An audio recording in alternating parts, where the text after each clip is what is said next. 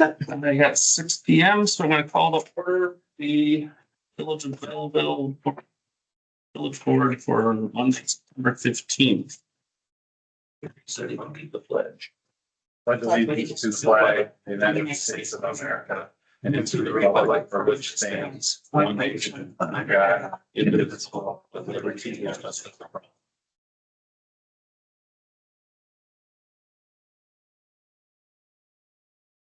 all. Please. President Service, Here. Trustee Spannon. Here. Baumgart. Hannon. Here. Michael Kraut. Here. Osmar. Here. Ziegler. Here. No quorum. Confirmation. Was the meeting posted? The meeting was posted as required by law. With participation. So if you signed up and have public participation, call your name and try to keep your comments to about 3 minutes, please. I've got Connie first tonight. I'd just like to thank you for getting the door fixed. You're welcome. Thank you very much. Yay, Drew. Ashley. My name's Ashley and I'm from here in Belleville. Something happened a few weeks ago that sort of caught me off guard a little bit. I came to a meeting and I've never seen somebody address the committee the way they did at Parks and Rec, demanding something be done right here, right now. You didn't treat your constituents with respect in the process in which each decision goes through. It came off as abrasive and very rude. We need to remember that every decision is a conversation working toward a common goal. Life is a lot of learning, so I hope that experience helps you become part of a team. Thank you.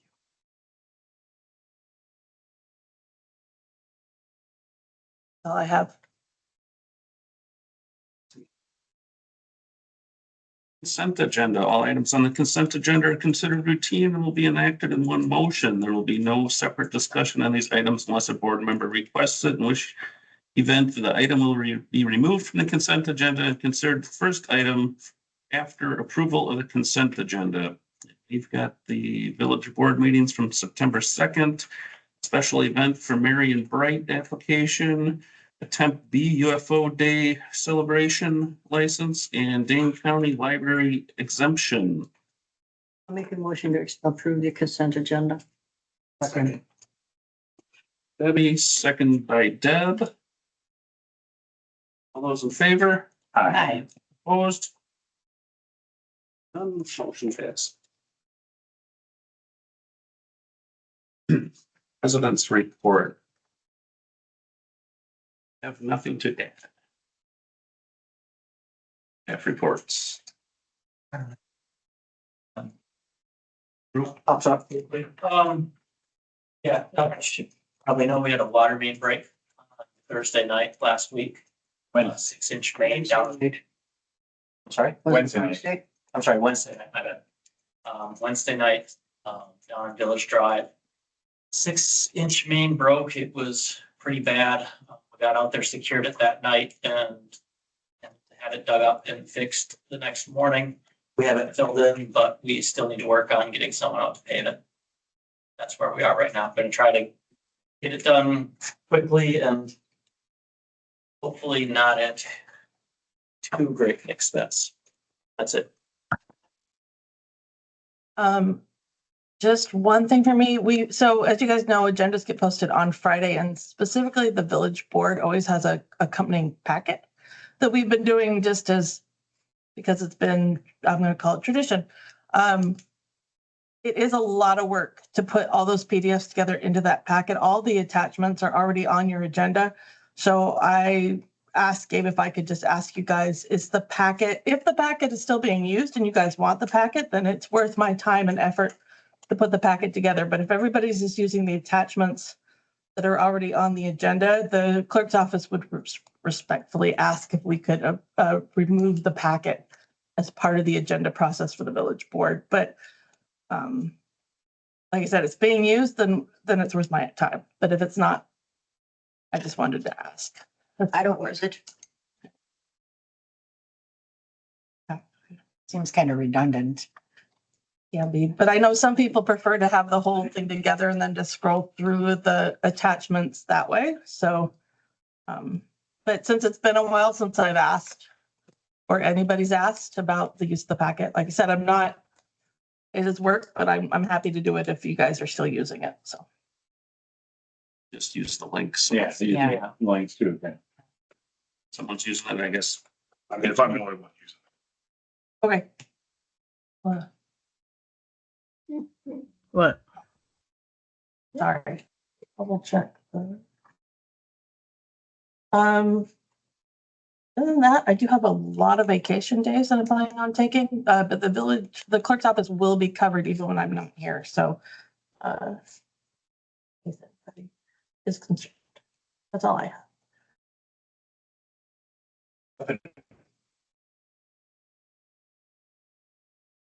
And then presentations from Dependable Solutions. Thank you. Joe. For those that don't know me, I'm Joe Ruski. I'm the owner of Dependable Solutions. We are your called MSP, basically your computer people. And we have a 3-year agreement. We're on our first. We're just finishing our first year. So it was about a year ago that I stood in front of this board and asked to have the opportunity to serve you. And luckily, we were accepted, and we've appreciated the partnership. So thank you for that. We've got a lot done this year. And I'm going to try not to be techie, but I'm a technical guy. So if I get too techie and there's questions, feel free to ask me. One of the biggest things that we found was we all hear about cybersecurity, cyber hits, cities being targeted, schools being targeted, municipalities being targeted. When we first started last year, we found that there was a lot of things not being done. So, it used to be in the old days, which was 5 years ago in the technology world. In the old days, all you really needed was what we all know of as antivirus. Well, now there's about 7 or 8 tools that go into that. You'll hear EDR, MDR, SOC, all this stuff. What that really means is think of antivirus on steroids with a company watching 24/7 what's going on. So even when you're at home working on these trusty laptops, there's tools and stuff running on them where, God forbid, you clicked on a bad link, you started to get infected, it would immediately lock your machine down and start remediating the issue. So that's the kind of stuff that we put in place. You're required to have that from your insurance company, and you now do have that. In addition, one of the things that you want to do is you want to build basically an environment of security. You want your culture to think security constantly. And that's why we implemented the security awareness training that you get each month, where you have to watch 4 or 5 minute video, and then you can click you take the test. That's required again by your insurance companies, but that has been put in place now. One of the things we found was some of the email retention maybe hadn't been set the way it was supposed to be, and so we've now enabled that to follow state of Wisconsin law. So your emails are being held for 7 years. So that's now being taken care of. We found that there's a lot of issues, phone issues and things like that. Well, years ago, prior to us, your phones were switched over to internet phones, but nobody increased the speeds of the internet. And so simple fixes like working with Marin and your internet providers to increase the speeds. We actually increased some of the speeds at no additional cost. And so we helped facilitate that. One of the other things that we put in place, again, required, was what's called 2FA. So log into your machine, it prompts you, or you get the Microsoft Authenticator. Again, something that's required, wasn't in place. It is now in place for anything that's email related, or you probably get prompted on your machines for that. That was put in place as well. When we started, backups of your systems really weren't running as often as they should have. That's now been remediated, and all your backups are running not only locally, but to the cloud. So that, God forbid, fire, disaster, something happens, we've got your data safe out there on the cloud. We've also enabled and implemented recurring vulnerability scans. And so what that means is nobody's perfect. We can even make mistakes. Hope we don't, but we can.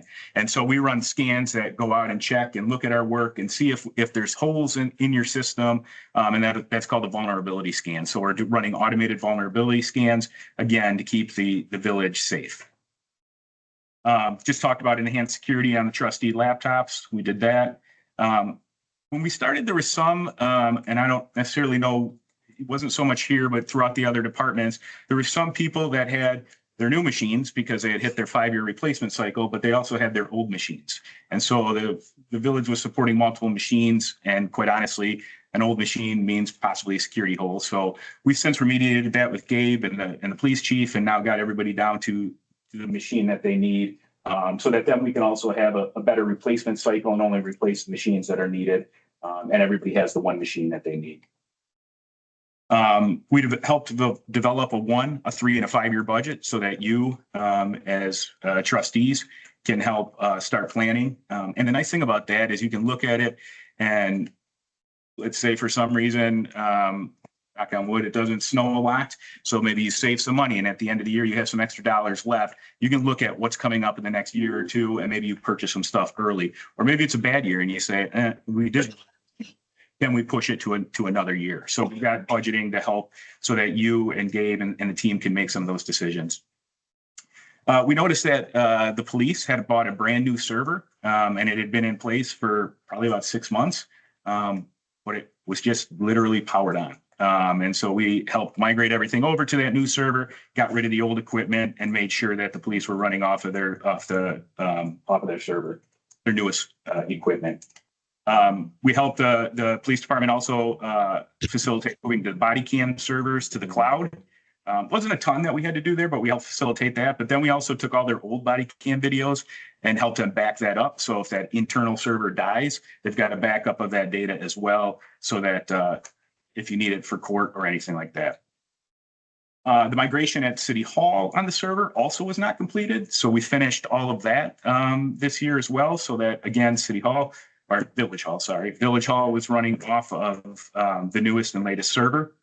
One of the things that we were asked right when we got in was to get the .gov address. I think before you were .org. And so, so we got you on the .gov. And so, but we kept the old one so that your email, you never missed any emails or anything, but your primary is the .gov. Talked about, we resolved multiple phone issues.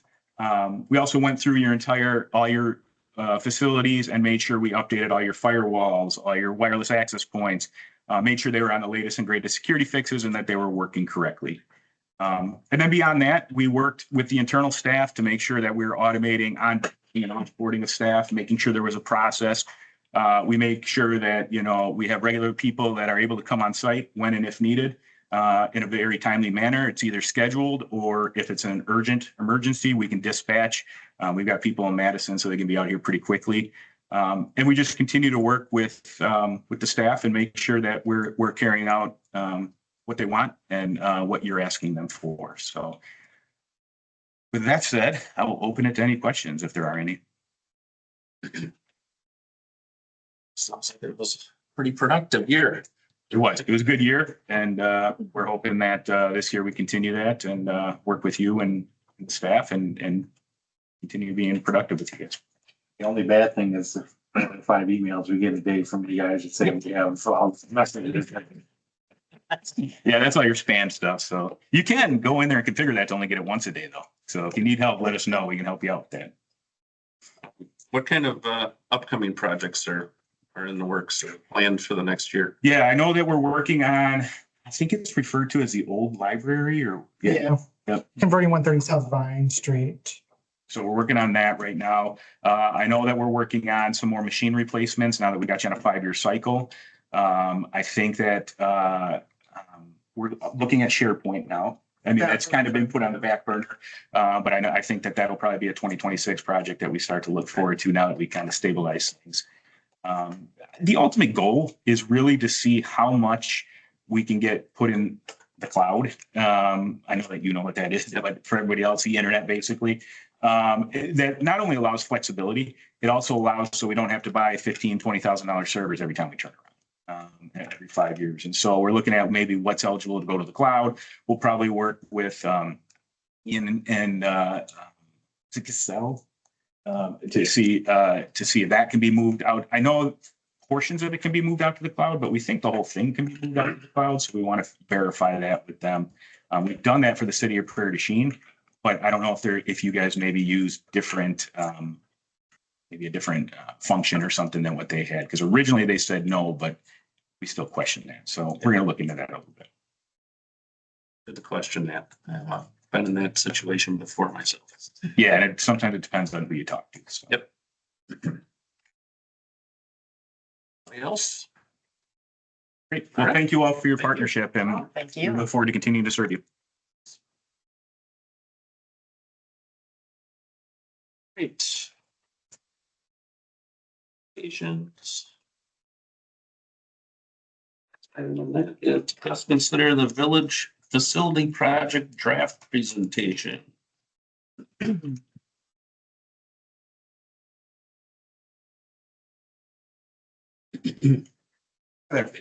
Brad Kropp with FGMA Architects. We're consulted to do the facility report and evaluation for the Public Works and Village Hall existing facilities, and then look at alternative options for a joint facility in the future. Brought my partners from Cross Anderson, work with them closely on the estimating for these concept ideas and budgets. So we have some at least big number ideas, high level, something to at least talk about when we're talking about this level of detail. Anything about the space needs, going to talk about the process a little bit.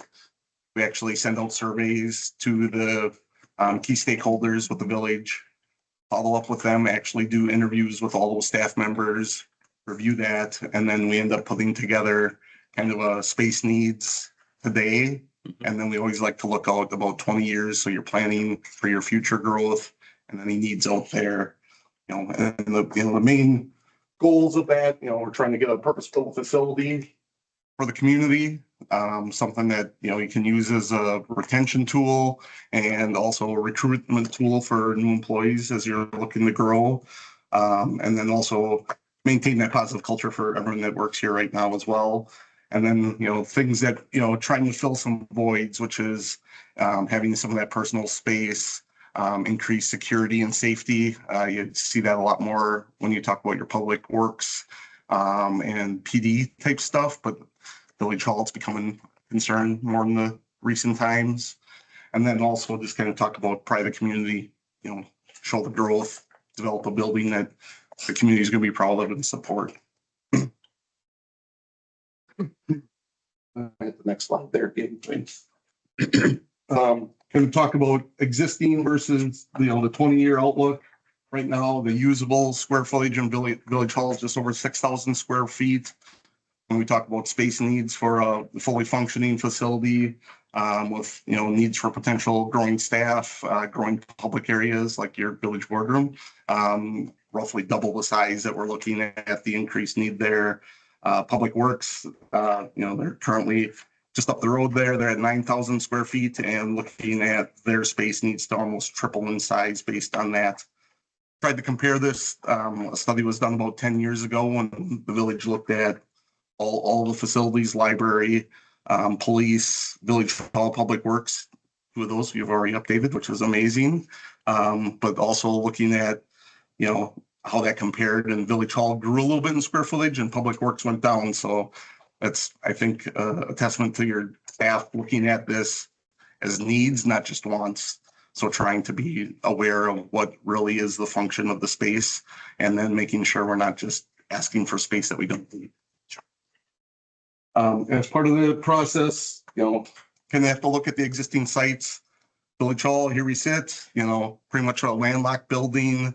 Looked at alternatives of how you could remodel this, potentially expand to the second floor. Could you put the second floor on top of this if you were able to get that to work with engineering? Basically, still leaves you deficient in square footage here, and just a very inefficient, hard building to make function from front to back when you talk about having that separation of public area and then the private employee area. Same thing with Public Works. Very good, strong frontage, but not a lot of room for growth in the back. Pretty well landlocked there with the fire department and the river. Again, looked at what we could do for a maximum addition on there, still come in, probably less than half of actual space needs for a newly built facility. So after that study, the space needs meetings we did with the staff, we end up actually doing the concept planning, where we start looking at the other sites. Going to come up with a floor plan of the building first. You'll see one of those later in my presentation here.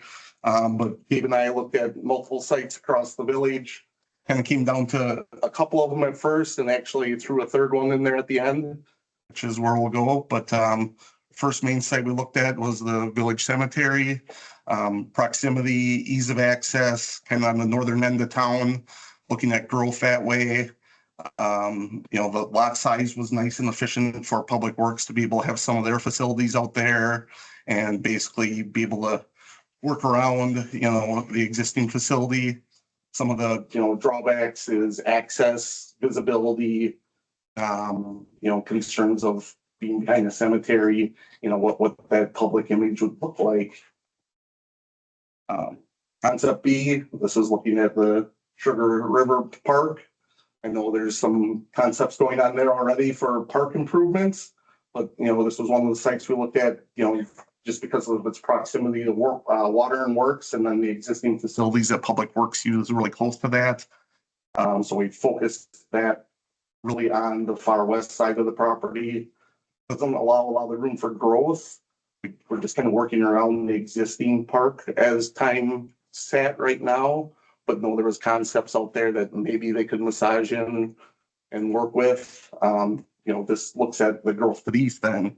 So off the highway there, having better visibility facing south with the village hall, kind of having that open area. Being attached to a park is always nice for a village hall as well. Kind of get that community pride, get that stuff interlocked together.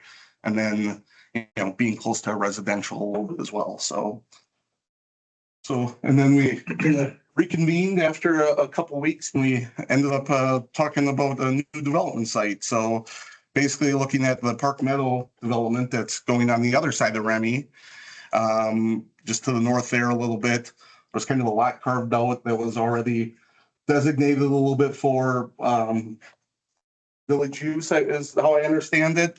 So we used one of the floor plans that from the Sugar River site and massaged it a little bit. Again, you're kind of getting into that growth that's heading out to the east end. So you get some residential subdivisions going in that area. This one had very good flow, so easy access off Remy, gets you really close to the highway on the south side, off the county highway on the north side. So you can get to both sides of town pretty easily if there's a problem one way or the other.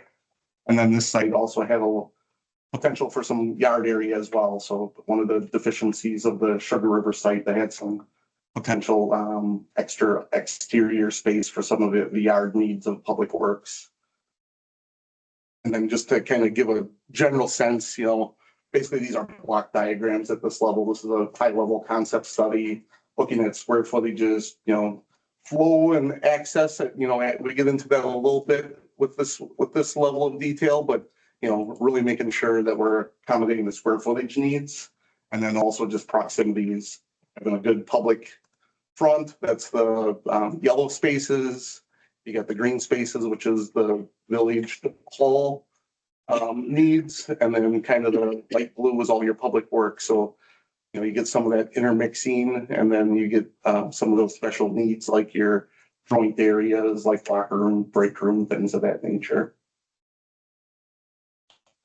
Overall, kind of talked about these a little bit when going through the site plans, but again, the benefits of the new facilities versus working with the renovation of an existing is you get a modern purpose-built facility that's increasing the safety needs, and then also accommodating some of that space that you just can't accommodate on the current sites for that future growth.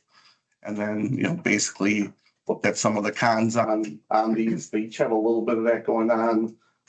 Lack of shared spaces is one thing we talked about a lot in the study here for existing facilities, trying to construct and still operate a village if you were to build or remodel an existing facility. So you run into concerns there. And then ease of use and access, and it's again more Public Works, but being able to get in and out, trying to have that flow that makes operations smooth, especially when needed. give a water main break or something like that, so. And then, not taking away space that the village already has lined up for other uses. Budgets, Mike, you want to join me for budget Thanks, here? Brad. So again, Mike Hinderman with Kraus Anderson, and just a little bit about Kraus Anderson. We're also a construction manager and general contractor, in addition to providing estimating services. So we have offices across Minnesota and Wisconsin, and we also build these facilities. So just having that real-time data is very valuable, especially at this stage when you're trying to make decisions conceptually. We're able to really ascertain quite a bit of information off of these diagrams with square foot takeoffs, the nuances with the site. But we're also able to grab historical data from projects we built in the last 5 years in order to get that real-time cost data, cost per square foot information. Some of the locations that we grabbed some data from was recently the St. Croix County Highway Facility up in Northwest Wisconsin that was recently constructed within the last 5 years. We pulled a lot of data out of that, very similar to what you guys are trying to do here. Also, a lot of locations in Minnesota, Oakdale, and Rosemont. So we have really good information on the public workspace, the admin space, really all the elements that you're trying to achieve here. So we'll continue to stay on board, providing cost estimating support and answering any questions you guys may have. Brad, here's a really good breakdown of the 5 concepts. Yeah, I just want to go back to the slide quickly, Gabe. Just talk about the construction costs. There's the hard construction costs. That's a lot what we rely on. The general contractor, CM type, individual that can bring those real time live numbers into a project. We also have outside costs, soft costs. So that's all the stuff that you can pick up and move out of the building if you didn't own it. And then the concern of cost escalation. We all known about that since 2020 with escalations up above 20% there for a year or two. In the construction industry, it's actually been coming back down into that 3 to 5% range. I think we're talking about 4.25 right about now. So having that data and them being able to share that data with us lets us kind of plan a little bit in the future as we talk about, possibility of if this happens, not just today, but also, 2 years from now, potentially. Went through a little bit of the budgeting. So again, talked about hard costs, looked at the 2 existing facilities, what would it take to remodel and put additions on. Then we throw in a contingency. Basically, we're putting the number together based on very schematic boxes. So the contingency, 10% contingency is pretty reasonable across the industry for looking at the architectural treatments of the building. Can you pick something that's maybe a little more cost effective if you see where your budget's coming in? So those have some wiggle room. Soft cost allowances, again, how much are you going to need for actually getting the building up and running? Computer, software, data, all that stuff, furniture, things of that nature. And then the cost escalation that I mentioned is kind of planning a bid in 2 years is what we just picked all the air right now. So when you look at this together, all the concept site plans are very similar. All of them, have their pluses and minuses and come in that 19 to 20 million range.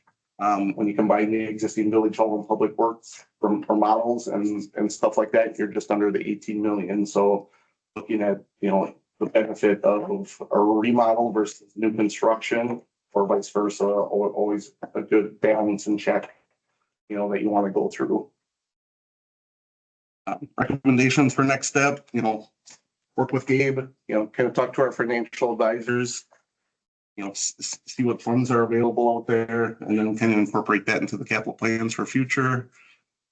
Acquiring real estate. So again, if it's a property that the village doesn't currently own, start having that discussion, figuring that into the process. And then as you move toward the construction of this facility, whichever way it may be, you might have to determine what you do with a previous facility like this if you end up moving to a new one. So future plans is if you retain it, you sell it, you don't need whatever have you. Typical schedule. Basically right now we are kind of wrapping up the pre-design, as we call it. We end up going into the design process, which is schematic design, design development, and CDs. That's anywhere from 9 to 12 months for a typical project. Come back to our CM. Usually like to work with them directly. So that's, you know, a part we usually try to incorporate upfront. So getting the CM on board early. And that's why we like bringing a partner like Kraus Anderson to these meetings with us and hiring them upfront for their services, because we know it's valuable now and it will be just as valuable in the future. But that process is 2 to 3 month process. And then construction, you know, depending on building type, things of that nature, we're running in the 15 to 18 month range.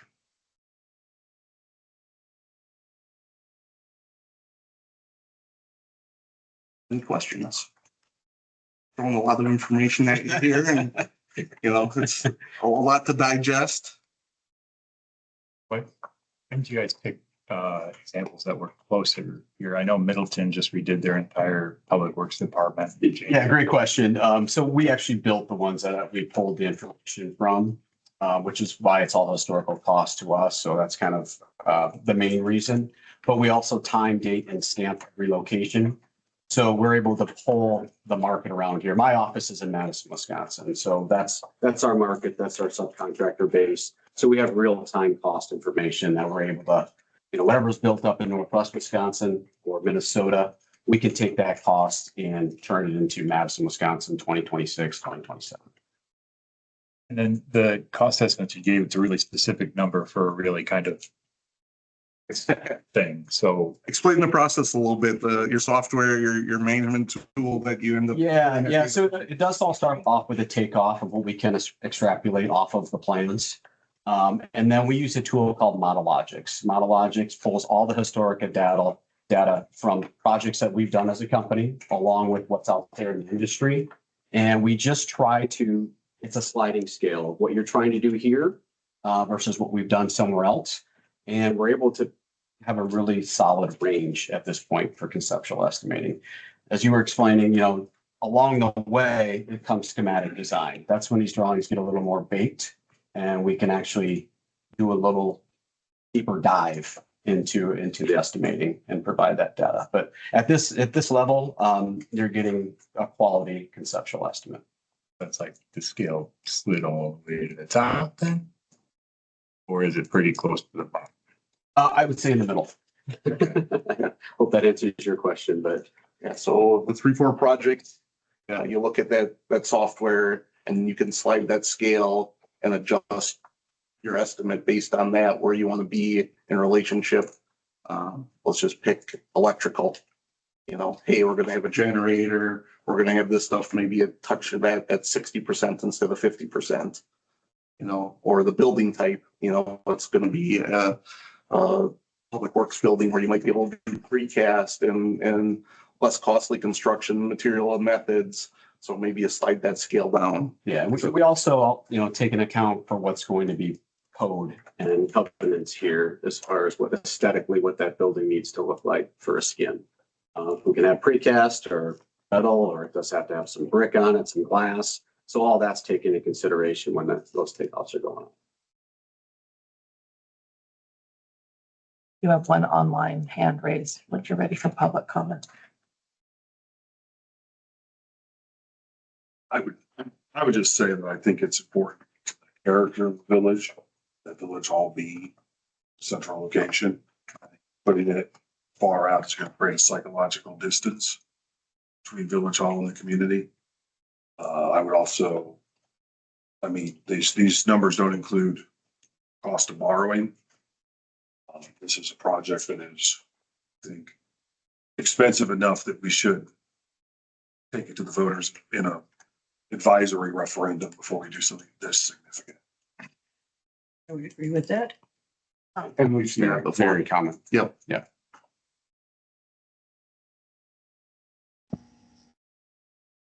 Okay, whoever's online.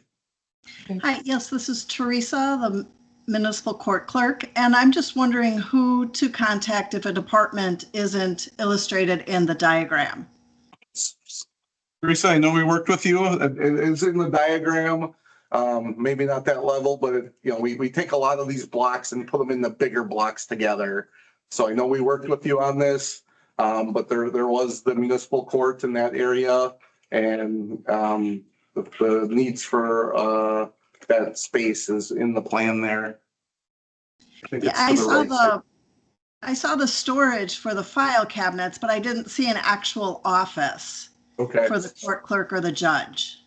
so maybe it just got mislabeled, so I apologize for that, but Okay. those square footages incorporated all the court clerk and judge space in one of those kind of front office areas.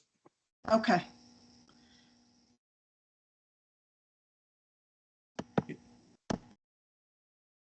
Actually, I was wondering, I noticed we're looking at about currently 15,000 square feet.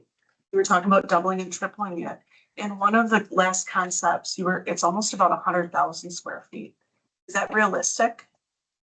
Yeah, I am maybe not familiar with that concept. I think that was maybe when they were looking at all 4 facilities in one building together. I just read it today. Okay. Thing.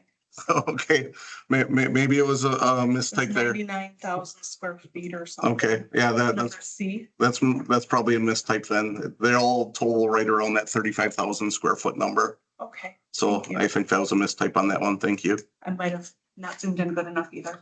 Nope. But yeah, the building size pretty much stayed in that same range on all of those when you had those 2 square footages together. great. I'm excited to see, the initial concept for steps here in the process. So Yeah, we'll keep working with Gabe and staff and keep coming back to you as things progress. Thank you. Thank you. thanks.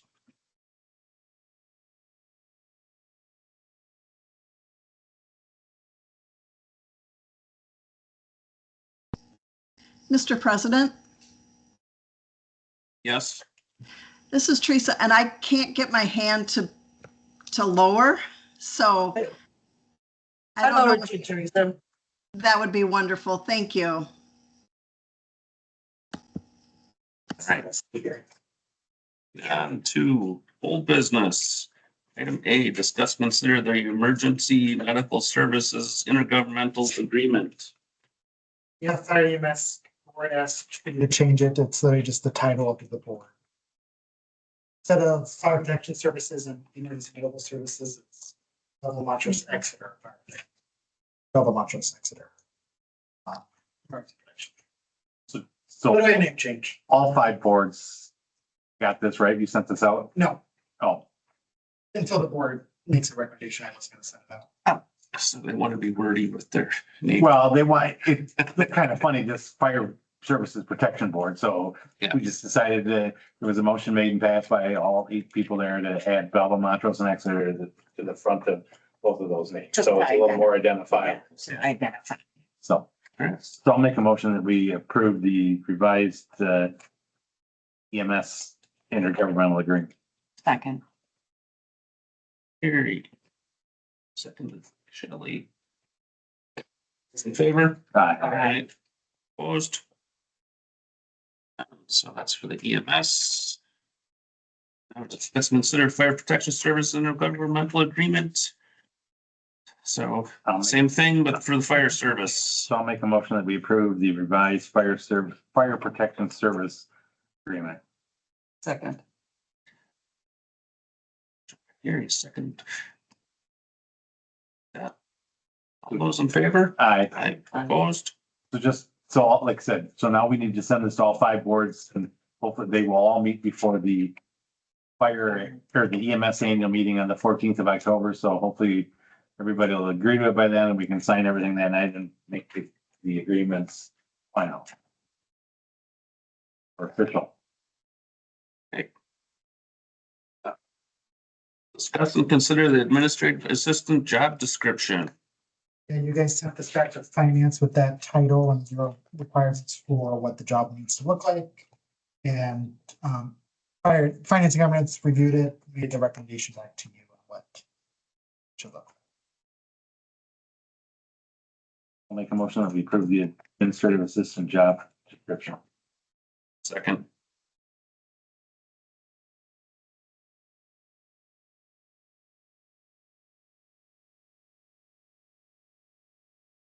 Any feedback from the board?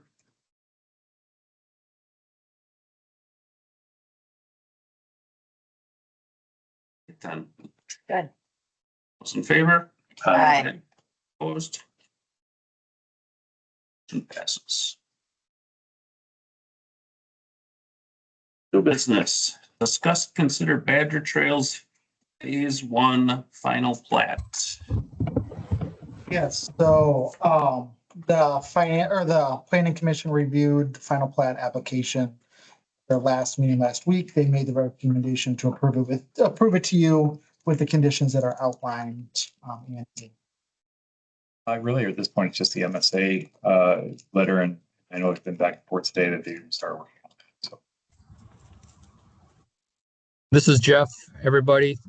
We are, we're actively working on addressing all the comments from MSA. I think at the Plan Commission last week, nothing really of consequence came up. We're just following along with the tentative. This first phase includes the wetland area donation as well as the park and permanent wet detention pond. You would need to I prove think, anything. Conditional upon carp season. That was.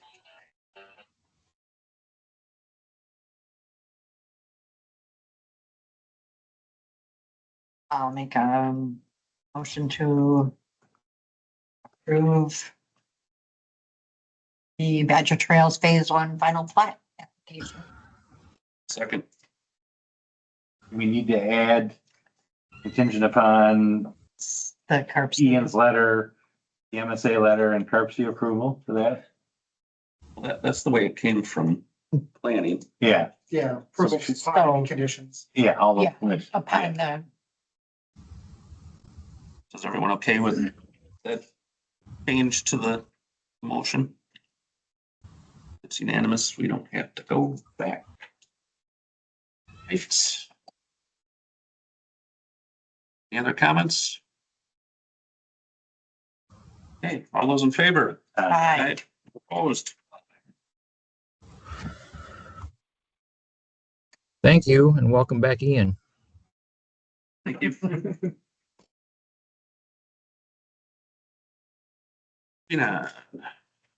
Item B. Discuss, consider ordinance 2025-09 amendment to the comprehensive plan. It's the first step to a two-step process. Their comprehensive plan has the area where lot 23 is located as business park, and we're looking to rezone it to general business. Update the comprehensive plan is required. The next item is the actual rezone. Specifically, this lot is next to the lot 23, which you guys already did earlier in the summer, because both lots will be, they started with the one lot and then we're able to expand through all that jazz. So. She said, I move to approve the amendment to the comprehensive plan. Got second. second by, was it you, Debbie? All those in favor? Aye. Opposed? Passes. Now, discuss and consider ordinance 2025-10, which is the rezoning application for the same plat 23 to be changed from BP Business Park to BG General Business District. It's 24. I apologize. I might have copied and pasted the wording from previously. 24. I'll move the approved ordinance 2025-10. Second. Gary, second by Shelley. Any discussion? All those in favor? Aye. Opposed? Motion passed.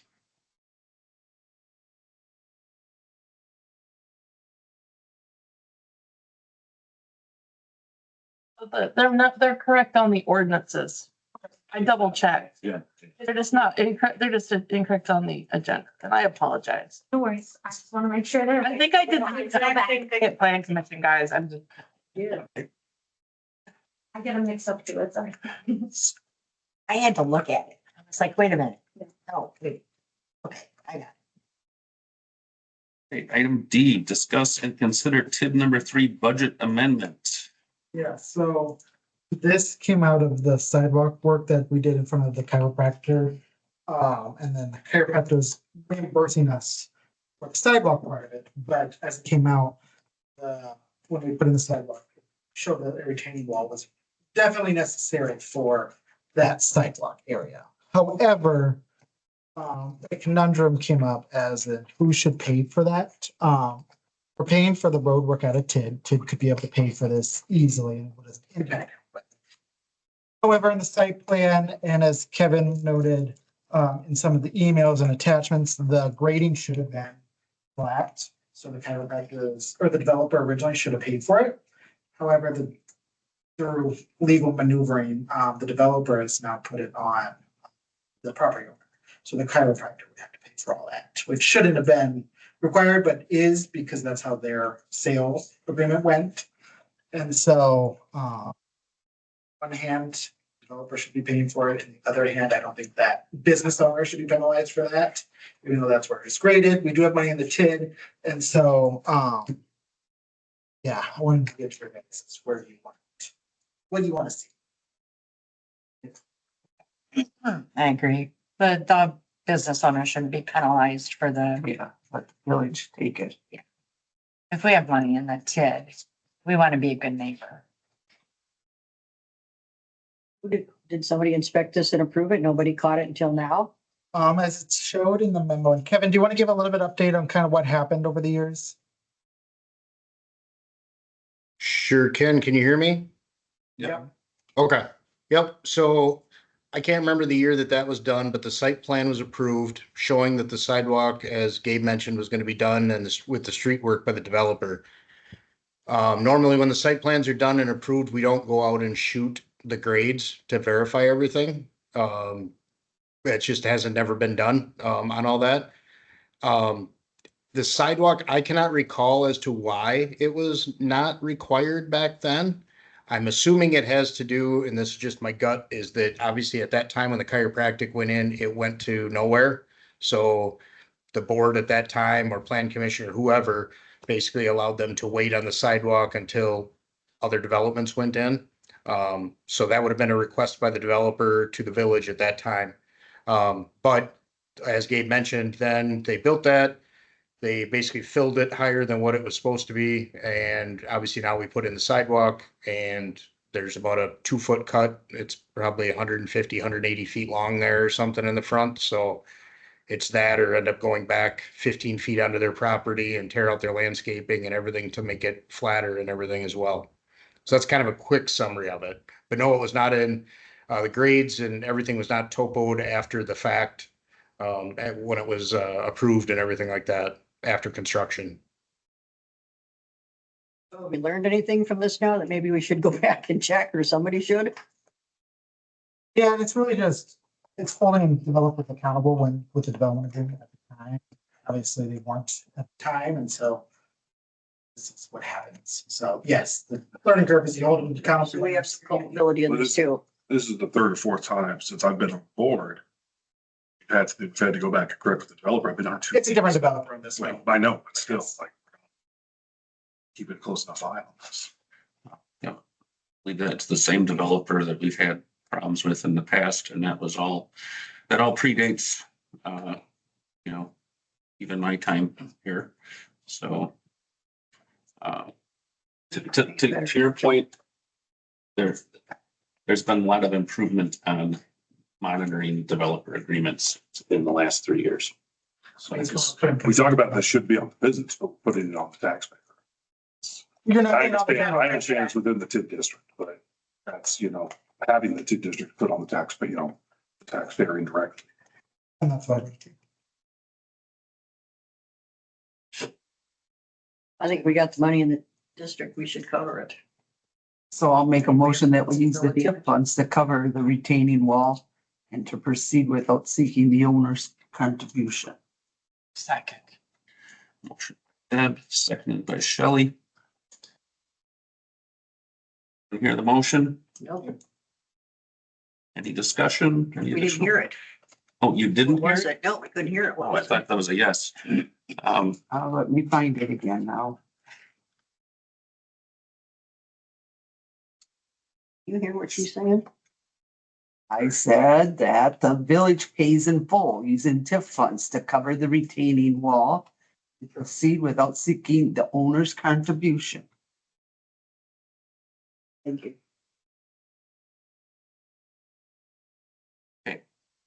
Any other discussion? Seeing none. All those in favor? Aye. Opposed? Next item E, discuss and consider the Vine Street Park entrance design. So came from the Parks and Recreation Committee for your guys' recommendation for approval. This is per the grant that the village received from the Vibrant Spaces grant. Staff has worked with the renter and the landowner and had discussions with them post the design to get their feedback. And the design is in front of you now.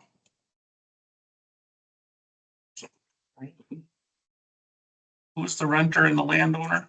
Because isn't, I'm the landowner, okay, and I never heard about any of this until my tenant told me about it. So I didn't know anything about how I would be impacted with that building there, so. And I never heard about it till I went out and asked them what they were doing. Generally, if we had property in Broad, generally when something's gonna happen, one neighbor, all neighbors were informed. We had some input on what would happen and how it impacts them. Yeah. It's kind of a surprise to me. According to Barry here, it's going to limit some of the access to the building. Not exactly sure how much it's going to impact, but I would appreciate being notified of, plans. It's right outside my door there. With all due respect, Barry's been to a couple of meetings, so it's hard for me to understand. The planning had begun. You're not supposed to start a project like this without first getting the permission of the people who are directly impacted by the changes. Heard that from officials. I've heard that from my uncle who started his own business. That's common. And I didn't come to the meetings until after, but I heard that you guys were planning to build over this property. You were planning to build over. We are building within our property line. The original plan that he told me when I found in his parking lot was that they were going to build an outdoor dining area and a walkway right over to the pizza place over number 15. That's not in this plan. That's what I was finally told months after this planning began. I'm not aware of that happening. I'm the chair for the committee. I wasn't aware of it either. None of us were. okay. It was conceptual, but it was never actually in the works. So wasn't ever finalized. No, then it's not part of our design. Yeah, but it was never begun. You never spoke to him about it. You never spoke to me about it. That's the first step. Doing something that will directly impact somebody's property or business. Again, sir, I'm sorry, but you have been to a couple of meetings. Yeah. So you are aware, and like we discussed before, Long after it's, we are well within our property lines. you are now. And that's because I raised an objection. That's because We can't infringe on your property.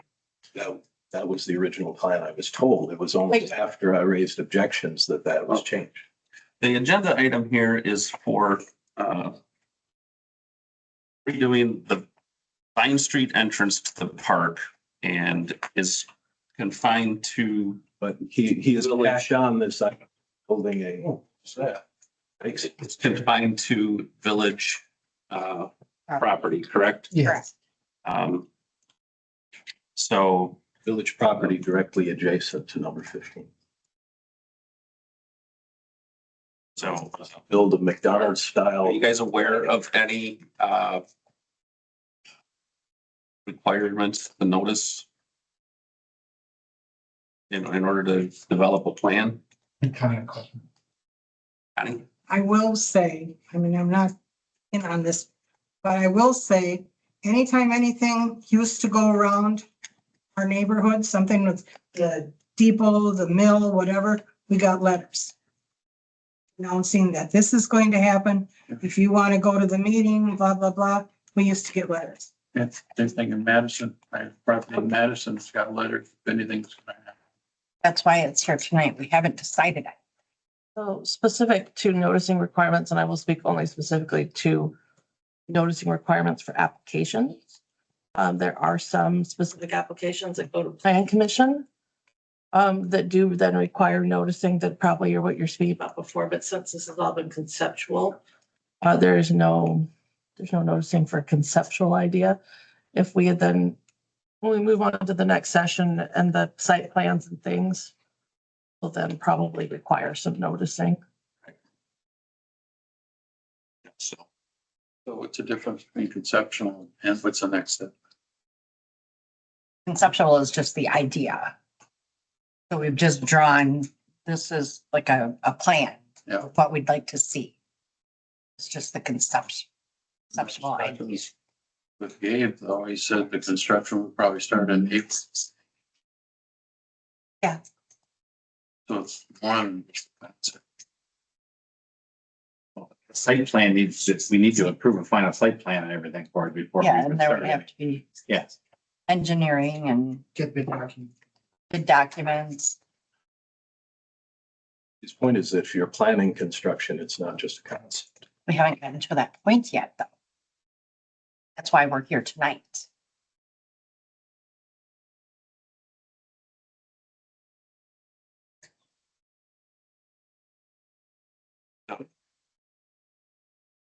Concept, and then the next step would be to move it into any more advanced planning and If you're good with this tonight, what would happen is, engineers would start getting the bid documents ready, get the final plans, get whatever necessary approvals we would need to get to be able to get the construction. that would go to planning commission. No. No planning commission. Parks board. And final designs and things would come back here. Yes, final approval would have to come back to you guys once. You'd have to approve the bid documents, just as we did with the parks. I'm sorry, but looking at this tells me nothing. Where is this? At the end of buying. For the community parks. Yes. Yes. Right. So the north end of Vine, Right here. behind the So The pharmacy. you are here. It is up here. Like the old EMS building back in Yeah. there. So the village, through Emily Shaw, the chair of the CDA, applied for the grant. So the board approved that. And then the grant, we awarded it. So this is basically, it's a vibrant spaces grant from Wisconsin Economic Development Corporation. So it's to revitalize a space while fixing the infrastructure issues that are at that spot. So go back, we had budgeted $100,000 for road work construction for Vine Street, as it is massively, there's major issues with the parking lot, the drainage, the cul-de-sac, all of that. And so Emily asked the board, could I come up with a grant to redo that space? Board approved that. And part of that was you had to have seasonal equipment, bike racks, drinking fountain, a signage, plants, stuff like that. And so that is what is in this plan.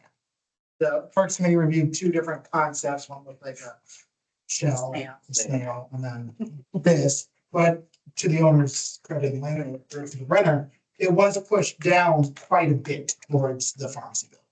And so brought up comments, the village, very valid comments. And so we pushed that back up to be able to make sure a beer truck or smaller semi would be able to have that turn radius, which is what is located at the back in the next page. Okay, so when you say pushed back and up it has to do with the traffic pattern? Well, yeah, it impacted the turn radius for trucks and be able to get access into the garage. It totally obstructed the east side of the building on the overhead doors. So On my property. by pushing it back, it saves a little bit of cost because we had a larger patio. We don't need that. And we were able to do. So you're talking the, whatever is determined to be the north edge of this, is that a retaining wall or something, or what? At this moment, because it's flatter, I think probably just a patio. Okay. Because we're not overhanging the brick. Annie? You're talking about a concept, an idea. That's not what I got from the last meeting I was at. I was told this was it. The board And wasn't. we have to do it this way. No, We have to put the fountain in, we have to put the picnic tables in, we have to blah, blah, blah. That's what I was told. Yes. To get this grant. because of the It's grant. just an entryway to the park. That's what this whole concept started to be. A beautiful entryway, not a place to sit and picnic, not a place to sit and patio or whatever. I don't understand. We're getting all this money all the time. And why we get a concept and then it jumps off to some major thing. I mean, you guys are talking 15 million for a playground, 20 million for whatever buildings, and Each of those tables is $3,000. I mean, holy cow, guys. Yeah, I was looking, there was a $1,500 trash can. That would, That's a pretty impressive trash. can. And I looked online and commercial trash cans are like half of that. Like commercial heavy duty trash cans. keep in mind, this is still conceptual. Those, we have no bids in for anything. I just think for anything we do in the future, no matter what it is, if we're building it right next to someone's property, business, residential, whether we're required to reach out or not, we should, Absolutely. especially when dealing with our small business community. As it's proposed now, it'll still be impossible to back up for instance, if a large truck needs to back up to do repairs or maintenance to the north side of the property, it's not accessible from anywhere else because it's next to the river. So, if we need to get back there with tools, equipment, materials, air damage, a tree falls, damages the building, something like that, you need to be able to access the property. And I don't buy it that you're not entitled to access the whole property. That's what I was told at the last meeting. Well, wouldn't it require like a right of way or easement or something in order to get back there? Does this, I agree with Debbie, this diagram's a little bit hard to conceptualize what's all going on. Is there any, well, it's what is this? I'm talking right now, please. Okay. I am the one speaking right now. I will call on you if you have another question. So what is going on? So what is happening in this diagram near their property? Nothing. I don't get it. Is there, I mean, I see we've cleaned up and added some parking spaces, it looks like, from what I know. So keep in mind, this is already, I see this seating area, which sounds like the seating area, the bike racks and things are required for some of the requirements to obtain the grant.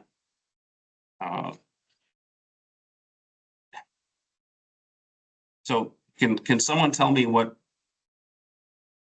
how this abuts next to their property? Just the fact that it's happening next to the property is really the only thing. As you can see on the Google Maps, the parking lot starts. It's about right here. You guys can tell where my mouse is. It now will end out about right here. And so it does push that parking lot back, but they still have access to around the side, access to the front. The only thing that they technically by law have access to is that front door. There is an easement there. And so we have stayed away from that. But by law, the only thing you do have access to is that easement. But again, we're not putting any strong shelter there or anything that's not movable. So if you truly had to get around the back, you can do that at any point. So I don't know. Access to around the side is still allowed. The concept shows just the parking lot is really it.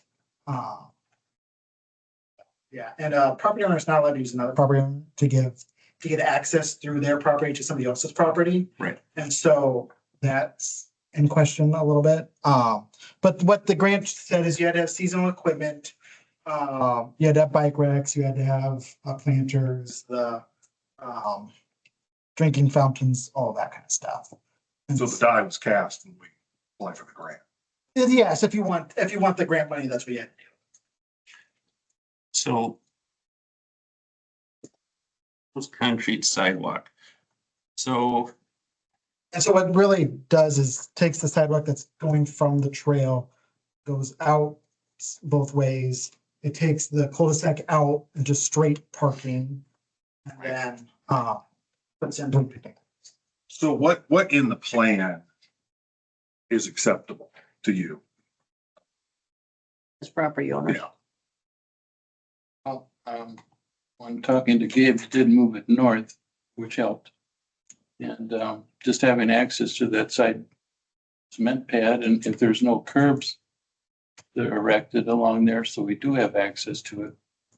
And I'd be satisfied as long as a sport semi can turn around in there. And that's this page 2 has the turning radiuses for that deer truck, whatever might be coming to it. You made that change after we talked.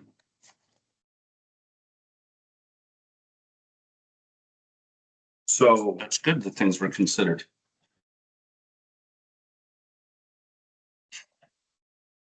So the plan as it stands now, where you have that ability to get the truck back there, is that acceptable? Well, it sounds like you accepted the grant. You have to move forward with a plan of some kind to put in the bike rack, the drinking fountain, all that stuff to accommodate the grant. And I don't know, is it already set? That's what you gotta do, right? We've already received the grant. Yeah. Well, my question's, what's the hash pattern on the west side there next to, it's not the hash, but the is that, I believe that's your parking stall. Is that right? No, that's just ADA access. Okay, that's right. That's just. We have one parking stall. That's just one, it's alongside the building. Right next to the building. It's next to where the spaces are now by the. My understanding is originally, yeah, the building also owned that parking area, but then our bank owned it and they granted it to the city or the village, so.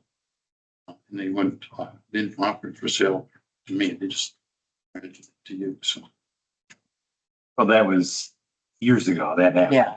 Yeah. And it's been a public parking lot for years. Yeah, a lot of years. Was the old ambulance building. The old what? EMS Oh, building. yeah. so there's no curb steep elevations in this that make it so that, I mean, There will be.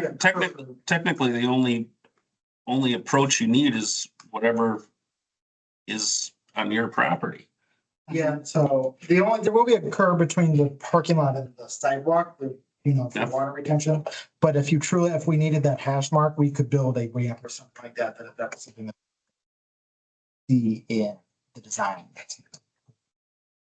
There'd be no purpose for us to build a ramp there, and if the sidewalk and unless someone needs to get a wheelchair across, which would probably be over by the wheelchair.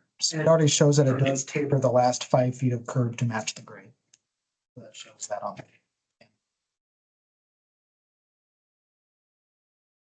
Actually, Are the 3 ballers something that we would put in for them?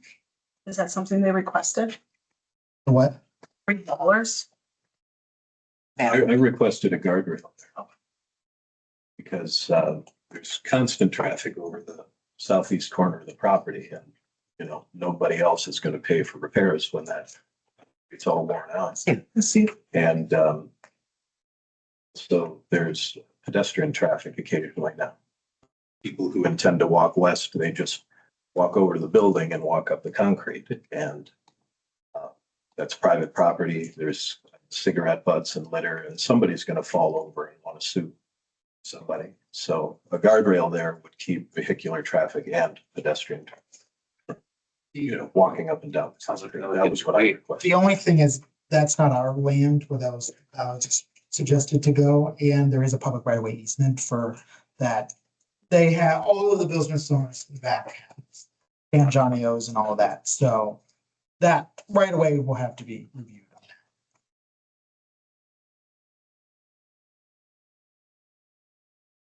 I like the concept design and the fact that I find it kind of interesting that, you know, we got rid of the cul-de-sac itself, added a couple additional parking spots, and still were able to, it looks like, accommodate, you know, a larger vehicle having to turn around. We still have the right of way, correct? For all the rest of the traffic. Alley access, I guess is what I would call it.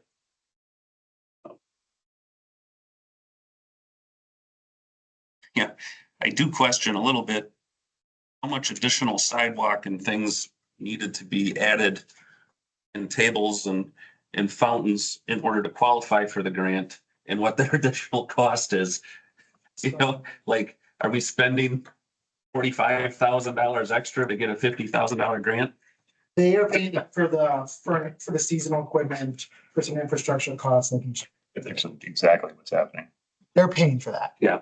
Well, because originally, which one of you guys are here, which one you weren't, but quick history lesson, we need to redo that area anyway, because the stormwater doesn't drain effectively, which makes all the blacktop break out and everything. You go over there, it's a minefield. And so we've done RFP for that and budgeted not enough. All the RFPs came back last year at around $100,000 for that area. So just to do the stormwater and the blacktop would be $100,000. So yeah, effectively spending $50,000 to get $50,000 for free on top of the necessary repairs just to beautify the area. And we, to be very honest, we had this, or I brought the same topic up when we were talking about the two parks on the west side about the cost for trash cans and walking on and all that kind of stuff. So they did come in, the final bid was pretty expensive on both of two. So, yeah, I don't necessarily disagree with Scott that if you look online, but do they meet the specs? You know, so I think that's just, everybody's getting ripped off all over with those prices, you know, not just the Village of Belleville, but there's, and again, if we don't put the trash cans in and all that stuff, we're gonna hear it on that end too, so. Well, we'd have to hire someone to go and do it and bid out and buy everything and have, you know, an employee do that and whatever those expenses are. So, you know, how much of the cost savings is there? No, I agree. So they're paying for 22,000 for public space enhancements, 10,000 for the signage, 6,500 for infrastructure, and then 11,000 for seasonal. Suggestion, instead of building the concrete pad and putting those tables there and doing all the sculpting, all the resurfacing work on the hillside to the north, could simply place the tables in the shady area down by the path. They would be accessible from the path. They would be shaded. They'd be a little further away from each other. So people don't have to sit right next to strangers.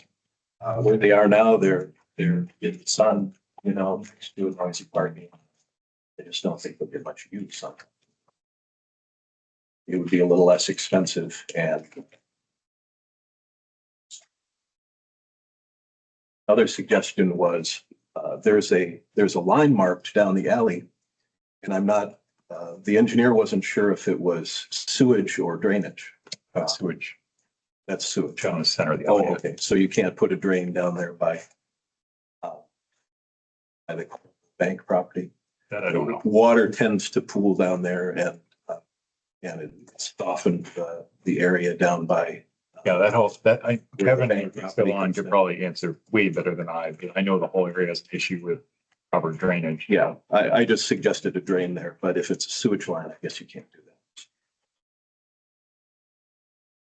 This, I do kind of like the suggestion of maybe moving the tables closer to shady, if it's still gonna be shady, hopefully. Yeah, if you. And the near the bridge, maybe move one, but we don't want to pour another concrete pad either. But as a concept, I mean, that can all be changed with another design. Or, no. Yeah. The only comment I guess I'd quickly add about that, about moving that is, and I don't know the exact answer off the top of my head, but you may end up having to grade around that tree enough to make it ADA accessible, because it is kind of sloped as it goes down to that path right now. So to make it something that's ADA accessible, you may end up losing the tree. Just with some grading there is possible too. We'd have to look at it, tell you for sure, but that's the only thing. And yeah, and there'd be a increased expense having to level all of that and fill and everything, so. I meant putting the tables at 3 different places in the grassy area. And one of them could be off the path to be accessible. Pretty sloped there. Requirements of making it ADA compliant, if they have to be on concrete or not. A lot of things to consider. Mm-hmm. And this is just conceptual. This isn't the final design.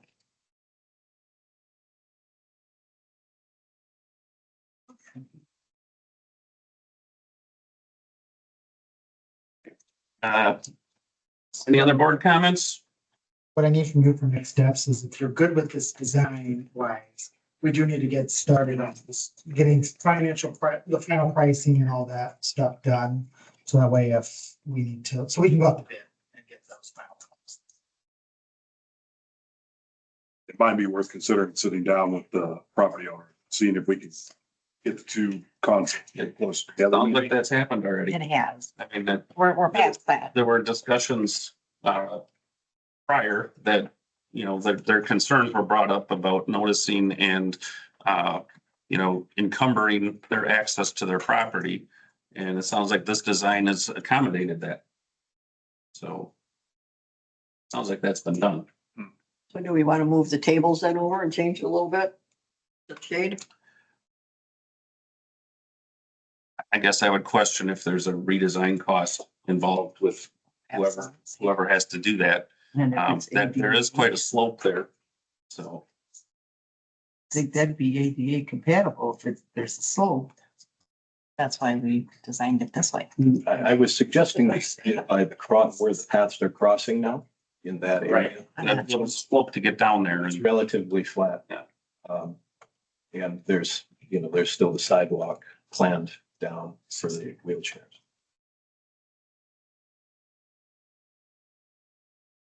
so.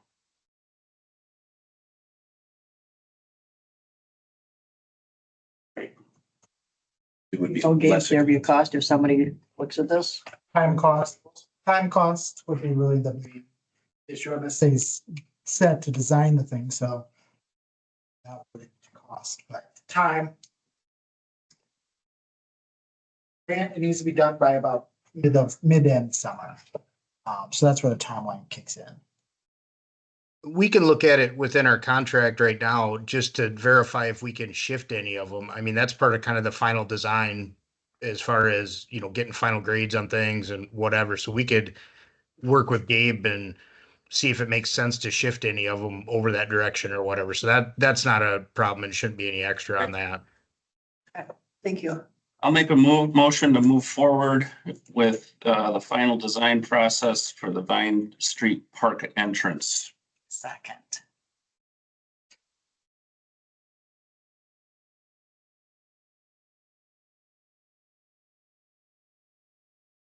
So, by Shelley, any other comments? So if this motion passes, Kevin can still do what he just said, right? Yep.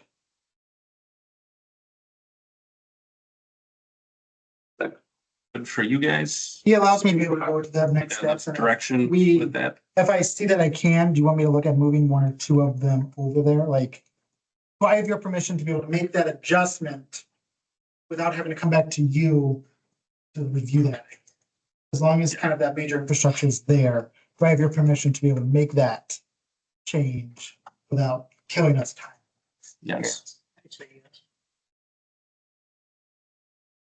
Okay. Motion on the floor. Any other discussion? All those in favor? Aye. Opposed? None. Motion passes.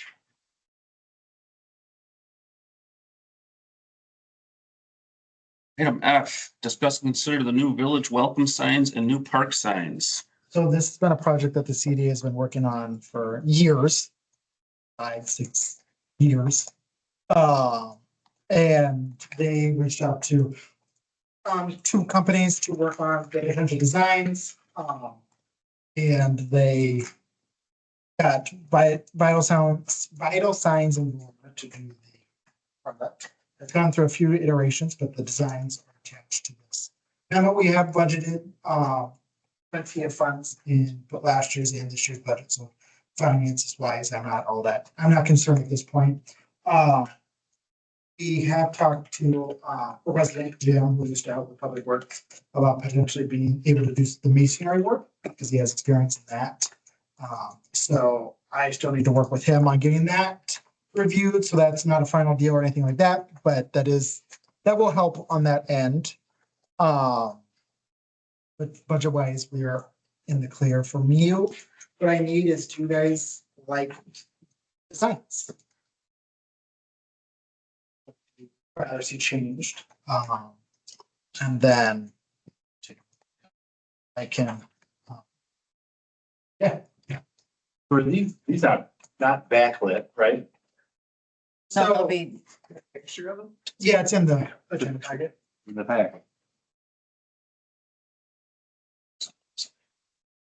So night view, the letters are glowing. Basically, they're It's the backlit. black little. Yeah.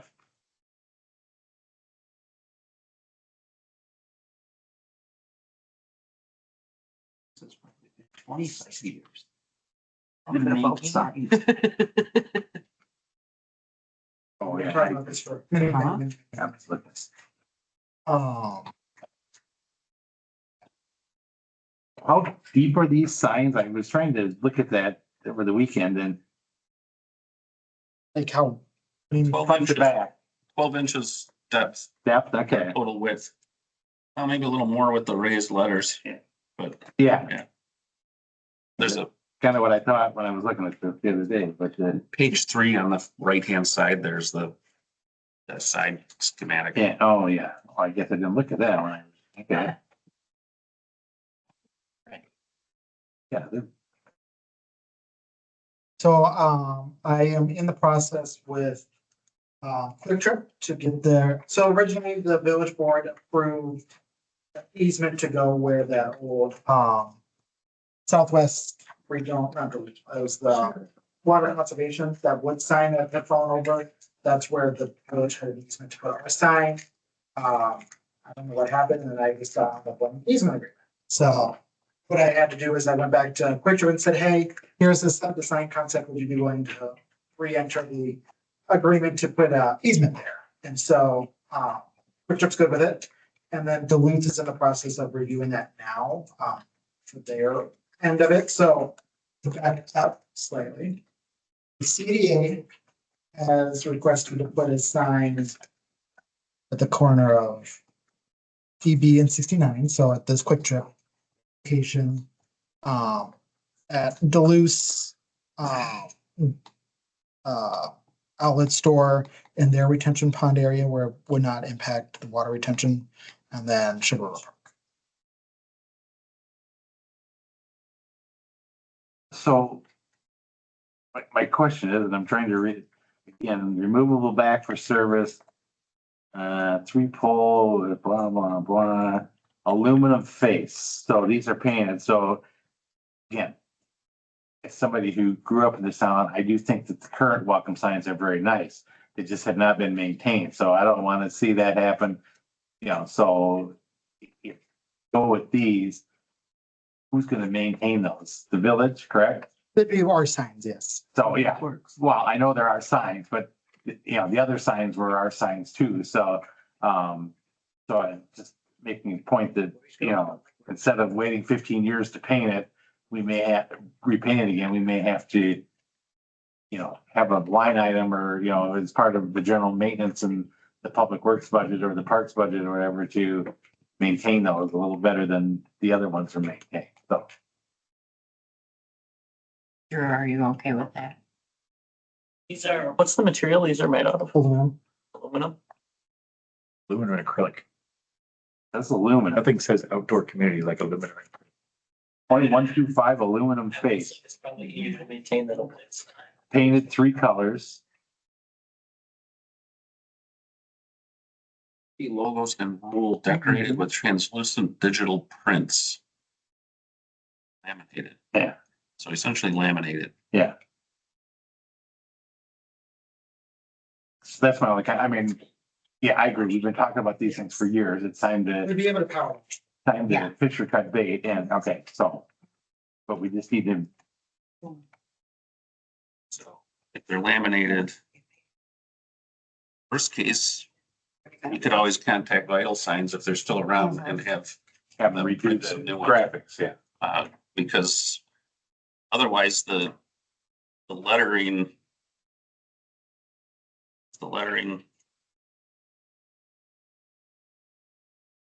is painted 3 aluminum face painted 3 colors, so there's painting too. I don't know much about durability of that. Go ahead. Yeah, since I got into 3D printing, I'm working a lot more with polymers and things like that, and there are big differences in lifespan. For the process where they're printing and laminating, they should have a lifespan, like how long it's expected to last. They should have a guaranteed lifespan for how long it will last in direct sun. Maybe you can get. I'm sure they could answer that and based on their UV ratings probably. Go ahead, Connie. Can you paint on aluminum? I haven't. It didn't work very good. Surface preparation. Yes. That's the key.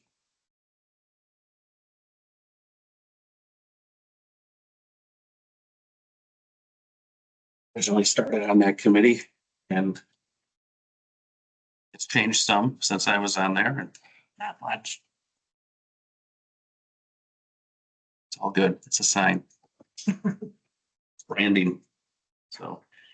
I think in one of the meetings you mentioned a sign by the Vine Street Park. Yep. And that people on Main Street don't know that the park entrance is there. Maybe instead of a sign at the park, you know, maybe a sign on the corner. You know, like an etched wooden, sandblasted wooden sign with an arrow. There'll be 2 signs, one at this entrance and one at. Right. Any other board discussion? I get, I like it. I'll make a motion that we go forward with the new village welcome signs and park signs as presented. Second. What are they costing? It's in the memo. Yeah. The welcome signs $1,300 each, or $13,000 each, and the park signs are $9,600 each. What kind of brought this up originally was all of our park signs are different colors, different shapes, different everything. There's no consistent look. And then you see it here. Going to ask, we have the funds for the masonry work and electrical to be brought. I mean, if it's this budget number, then yes. Yes, that's the budget that we have. We have more than enough in both of those. I mean, if this. So. We need to put financial constraint on the motion or not? She did say as presented, which Yeah. would then Include. Within the $80,000 budget. Yeah, so. Okay.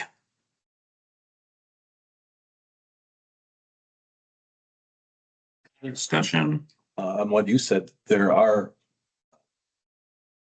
composites or man-made materials that can be made to look like a wooden sign. That might be a lot easier to maintain. Yeah, Oh, no, you just commented that. I know, I make comments sometimes. Sometimes I ought not make comments, but I'm staying out of this. Things that derailed the last project was funds available for the installation costs of and things. You know, I mean, it's coming in like half the budget. Okay, so we've got a motion on the floor to approve the park signs as presented. In a second. And a second. All those in favor? Aye. Opposed? Passes. Discuss and consider naming of new parks and trail. Yeah, so this has been an ongoing project for a little while. The Parks Committee did a survey months ago on getting park names for the Carolina Street Park and the James Street Park. The most common name was Parky McPark Park. Parky McPark Face. Oh. Was the most common name requested. Riverbend Park and Cedar Ridge, I believe, were both in there as requested or as suggested names. The guidance that I gave the committee was if you were going to name it after anybody, somebody who's passed away.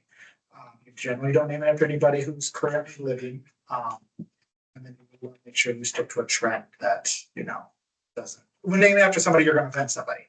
And so, safer not to, but if you did, my recommendation was to pick somebody who has passed away. That way you're safe. But the proposal is renaming Carolina Street Park to Riverbend, to James Street, Cedar Ridge Park, and then the new trail, Heritage Trail. Was it James again? Cedar Ridge. There's no Cedar or Ridge there.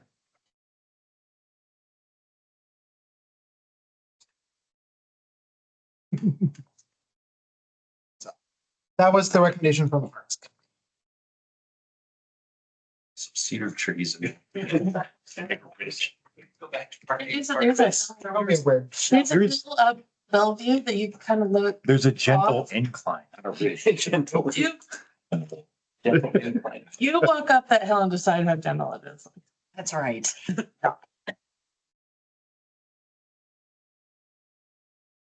Any board discussion? Feedback here. You mean park faces like this?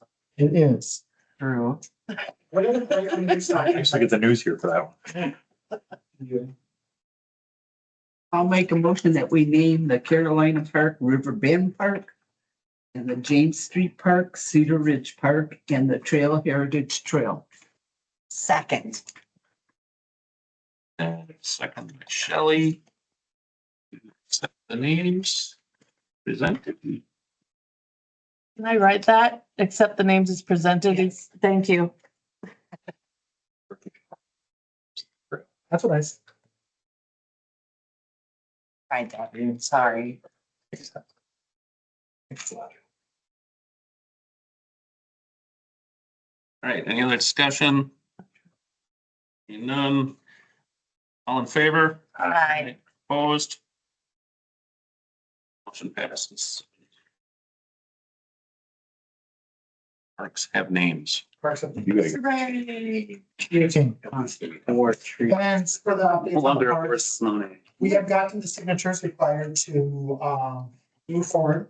So Rick is reviewing those and then he's also getting us a title tax agreement to amend the parcel to make it from tax property to a tax exempt property.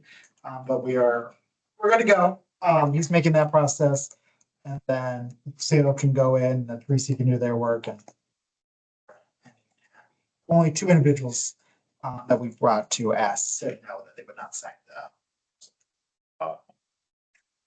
Everybody else was very enthusiastic about the two parks. And a lot of them knew about it. So the communication in that aspect went really well. A lot of them already knew things, had been prepared for it.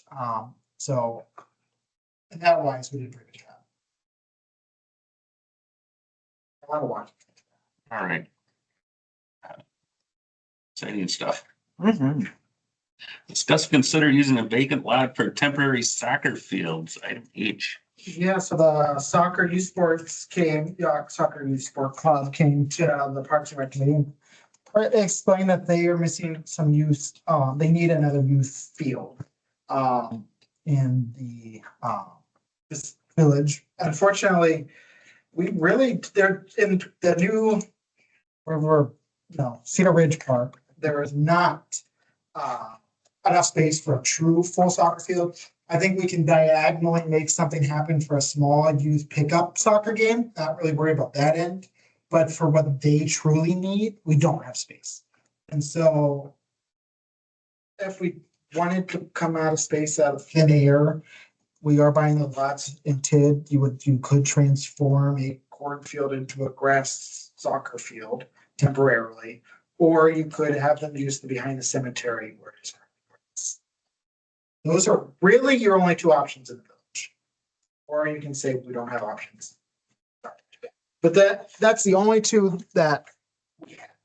Both have very much negatives to them. Is there a particular lot on the west side that was being looked at? Just No, shoot of I would pick walk somebody. by and see which one's flat and say, There's nothing even close to. No. No, It's a monumentally bad idea from a financial point of view. Yeah. Does it have to be on the west side? well, I'm just saying land that you have. Just land available. Yeah. There's only two spots, one on the TID properties and one behind the cemetery. Those are the only spots big enough for soccer. I mean, even if you took that corn out and Yeah, no. That's, I think the cemetery is really the only Yeah. spot, because that's grass back there, as we discussed in my previous meeting, it gets mowed, so. That would make it nice. Well, the problem's gonna be, as was mentioned in the letter, that if there's a funeral going on or something there, parking, where are you gonna park all those cars? Cause I don't know how many kids are involved in the youth soccer, but the younger kids, but every parent's gonna drive a car there, I'm guessing, so. when does youth soccer, Spring and fall. like, they it's go, not just weekends, they'd be using it for practice, and stuff. Yeah. Be using it on Sundays. What about And if it's anything like Sugar River? Blazer. They want immediate. Sugar River. So are we talking like? It's a whole lot more immediate than cornrows. 10 years old or what? I mean, What about Sugar River again? I think Sugar River. Sugar River Park. I'll do the only other place that doesn't have dead people in it, that has enough space for a soccer field. They already have soccer fields. I know, but it's not like everybody's using it all at the same time. That was my thought too. It I mean- coincides with football. but I mean, it, Would they be able to use like the outfield of the other, because football uses the southwest corner. and they could use So community park too. There used to be football down at community park. Well, problem with the west side is there's costs involved, Yes. and I'm not willing to spend any village money No, on, renovating it. If youth soccer would have somebody, maybe I'd consider that, if they have tractors and things to come in and level it and after the corn's off and plant the grass and buy the seed and everything to do that. I mean, that's It's a big expense. that's gonna be a pretty big expense. Behind the cemetery, it is already grass, it's mowed, how level it is, and if it meets their requirements, or, I know there's some dips and things in there. I rode my bike through the cemetery the other day and kind of looked at it. They might have concerns of, rolling an ankle and stuff or whatever, running down that. So I don't know if there's any work that needs to be done there, but it'd be a lot less. And certainly, wouldn't have any problems with, if we have to sell the land, which is the purpose on the west side, is to sell it. So, we're not gonna be selling that unless we use it or have a lot of dead people all of a sudden. I mean, the soccer leagues need enough, it's an immediate need. And you're talking about $10,000 when proposal for the new village hall is $8,000 per person. So. What about Greenview Park? that's what I brought up too. Yeah, They we said the middle could Use it, but I mean, They said the littles could. The play little there. ones. And I thought that's what the group we were looking at was. If the little's there, then does it open up a few? They're also looking for the older kids too. Yeah, now all of a sudden they need a full. So I'll make a motion that we do not use any vacant lot or come up with a lot for the soccer fields. That's essentially do nothing. Huh? So it's essentially do nothing. I mean, I feel like we need to. This is what. I mean, they only play until October, don't they? Sometime the third week or something in October. November 2nd is the last game. When, November 2nd? Yeah, November 2nd. and then they play in the spring and the fall. Right. I mean, I feel like we need to work with them. How. Okay, so we have a motion. It seems as though it's lacking a second. Motion fails. Okay. Okay, so now we're back to square one. So I have a, where is youth football playing their games this year? All over. Are they playing in community? Because They're playing. Oh, in Sugar River Park. Yeah. they're playing their games in Sugar. The soccer league could use Sugar River in the spring, but still the same problem. So that's why, so why is community park could be available this for the fall? Because if they're not playing youth football games over there, I didn't think I saw any goalposts or lines when I was over there a couple of weeks ago. Then let them use community park. Yeah, so you could shift from the spring at Sugar River to fall at community. And then Sugar River could go in the fall or in the spring, right? If they've got movable goalposts or something. The littles do this. So they could set up there. I just had the thought of trying to grow in a field. You're never gonna have it. No, it filled takes a up couple of for years. spring. Yeah. It would be, And then it we would could be a say big mud hole. And what if we sell them? So are they looking for practice? Or are they looking for games? Or are they looking for both? Both. Anyway, with the water, because in the spring, community would be a mud pit. So if there's no football lines over, they could line out a soccer field in community park. So according to the football application, they are not using community park this year. They are only using Sugar River. I think it is. Probably they don't need that then. All right, I'll make a motion that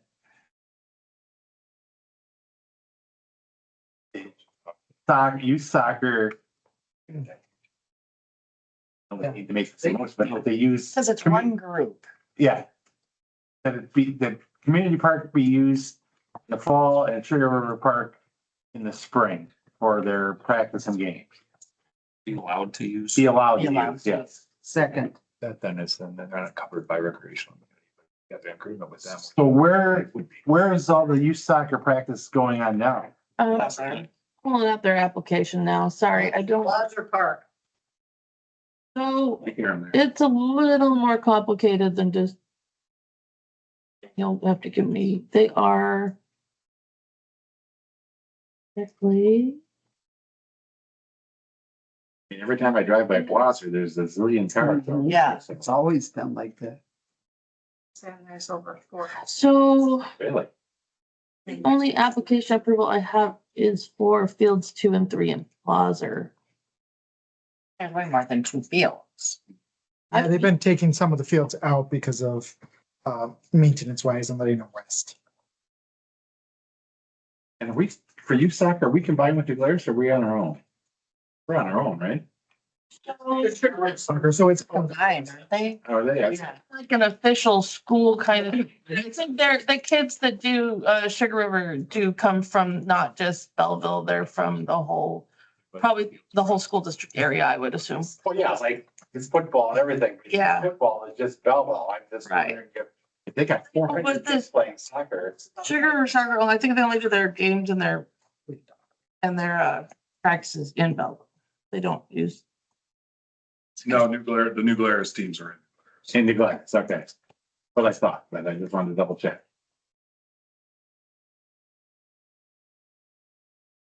Right, so there's motion on the floor, allow youth soccer to use community and Sugar River parks for events. I'll second. Is that, well, no, that's Gary's motion, correct? Yeah, and I second it. Yep, and yeah, she seconded it, so. Just So repeating it. I have, just make sure I'm on the same page as you, Mike. I have that youth soccer uses community park in the fall and Sugar River in the spring. Make a difference? I mean, no, I guess it doesn't, because they could use community park in the spring too, if they wanted, because. We keep detailed records at the clerk office of what's available and what's not, and Yeah. nobody talked to us. Pigeonhole you, I would not specify, They can use the parks. yeah, I wouldn't specify. Because then if you propose that they have the park in the fall and then something else comes in, Yeah. I technically be overriding it, so I wouldn't specify. Well, but this is what I don't understand. They know they can use the park, so what's the big deal? Exactly. Why haven't they requested the use of community park this year? No, Or they probably thought football was using it. Oh, But they should be checking. Do you even need a motion? I feel like we should know. just Yeah. put this back and let them figure it out. I'm gonna withdraw my motion. Yeah, Thoughts are available. I'm okay with it. Mike, you're the chair. Are you okay with the withdrawing of the motion? Deb was okay with Then that. seconded. Everybody else okay with the Yeah. motion being withdrawn? All right, motion is withdrawn. But no actions taken. no action. Work it out. Yeah. We're making a mountain out of a molehill here, so. No action. Something we had to be brought up. So that's good. This item gets no action? Yep. Yeah. It's the most words I'm ever gonna have to type for no. That's me problem. Carry on. All right. Item I, discuss and consider the TASER contract payoff. Contract payoff. Yep. This was discussed, just in general with that finance and governance, I believe, Gary. Basically, under Chief Eichelkraut, the village signed a contract till 2027 to support our tasers that we utilize. When I got here, it was, did some digging in the contracts that the village or the police department was involved in. Found out that we hadn't made a payment in 2024 and our next payment for 2025 is due. Looking at, due to the fact that we have staffing shortages, we have approximately 95,000 in surplus in wage and benefits. And so what I'm requesting is basically to get this off the books, because I don't understand why it was part of the capital improvement program when it basically is like $5,000 a year until the end of the contract in 2027. So if we could just get this off the books from the borrowing package standpoint, that may free up funds for other uses as far as capital projects may be involved. So can we prepay this? Yes, we can prepay this. Yep. And I'll make a motion that we prepay the taser, the taser. They do have lasers on them. Yeah. The taser, maintenance or preventive maintenance contract. I mean, how do I feel about paying it off? I don't care. I'm indifferent about paying it off. It's fine with me. But I mean, the proper thing is to have it in capital because it's an expenditure that cumulatively these tasers cost $5,000 a year over the course of 5 years. That is a capital purchase. So it makes the most sense for it to go in the capital budget. But I mean, as far as paying it off, really, I don't care. I mean,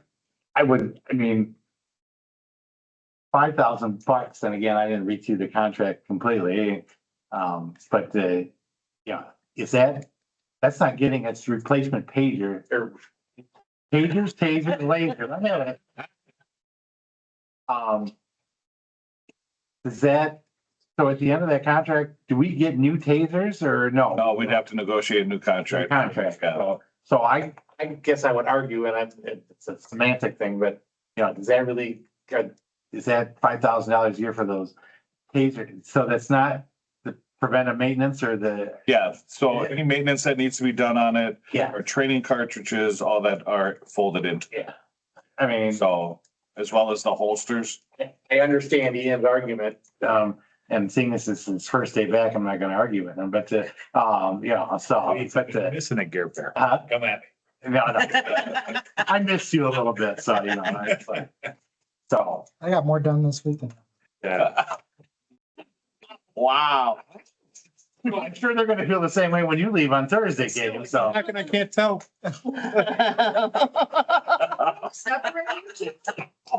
Wow. Well played, Ian. So if this contract gets us our taser supplies, I'm just gonna call them. Yeah. The, you know, Inclusive. and we prepay this, are we, so we're prepaying through 27? Yeah. To the end of the contract, so where are we gonna get those supplies then? That's all, it's still built in, so it doesn't change. Oh, Yeah, okay. it's still, All right. we're just repaying. We're not canceling the contract. Yeah, That's the no, reason no, I was thinking. no, we're just paying it off early. All right. 6,000 we're saving if we pay it off early. No.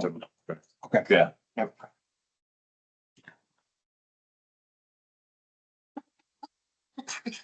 Need more water. Well, Ian is back. I mean.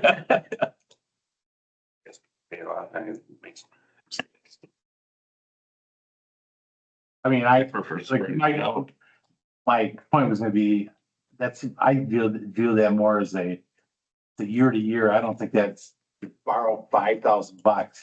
Put that in our borrow every year for $5,000. It just doesn't make sense to me. It makes a lot, I prefer to see an operating. I understand Ian's argument, but yeah, let's just pay the darn thing off.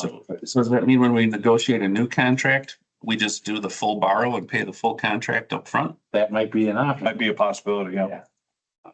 rather than, Yeah. you know, a small borrow every year? Yeah.